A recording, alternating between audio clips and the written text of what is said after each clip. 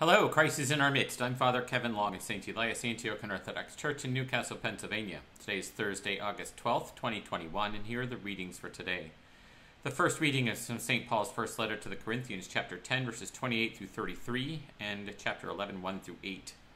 Brethren, if someone says to you, this has been offered in sacrifice, then out of consideration of the man who informed you, and for consciousness' sake, his conscience, not yours, do not eat it. For why should my liberty be determined by another man's scruples? If I partake with thankfulness, why am I denounced because of that for which I give thanks? So whether you eat or drink or whatever you do, do all to the glory of God.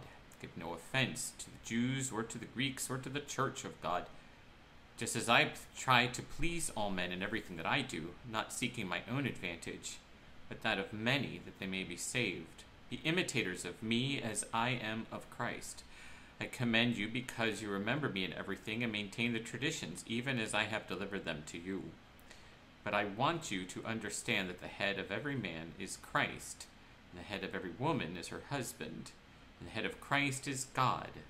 Any man who prays or prophesies with his head covered dishonors his head. Any woman who prays or prophesies with her head unveiled dishonors her head. It is the same as if her head were shaven. For if a woman will not veil herself, then she should cut off her hair. But if it is disgraceful for a woman to be shorn or shaven, then let her wear a veil. For a man ought not to cover his head, since he is the image and glory of God, but the woman is the glory of man. For man was not made for woman, but woman from man.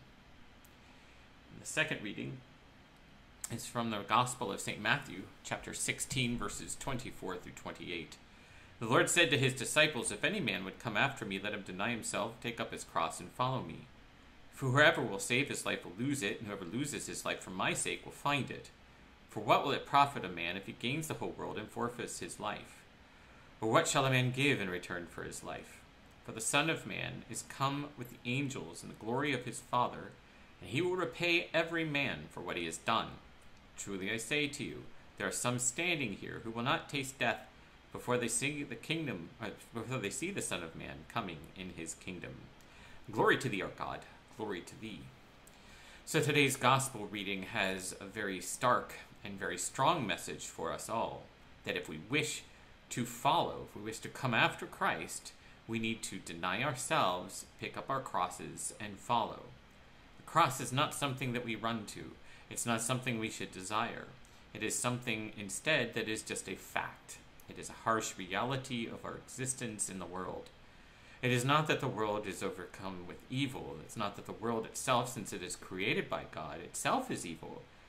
But power is part of the fall, and desire for control and security is one of the major influences in today's society.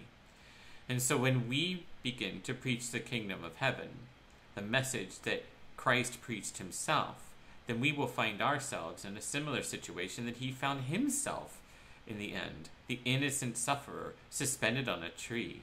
The cross is an integral part of who we are as Christians, but it is also a necessary thing that stands in our way to remind us that our life on this planet of ours is not one that we should seek to be simple and easy. It may be simple, but it's never easy. Instead, when we follow after Christ, we find ourselves emburdened. We find ourselves cast out of the synagogues, if you will. And in that, we need to remember and then to also recall that since Christ has said this, it is really not unexpected. I think too often we spend time thinking that if we do things the right way, we will not suffer. That is actually not true. And in fact, the reason why Christ admonishes like he does is because people even in his day thought if they were on the winning side, they would not suffer. But instead, the way of Christ is the way of the cross. And so all of us need to be mindful of that as we live out our lives here. That in coming after him, we indeed do deny ourselves, our well-being, our self-security, and instead we take up our crosses and we follow. And may God direct our steps in this effort, and may he bless us in all the things that we do, so we may be mindful of his presence in our lives and grow in strength and in peace, because of our relationship with Him.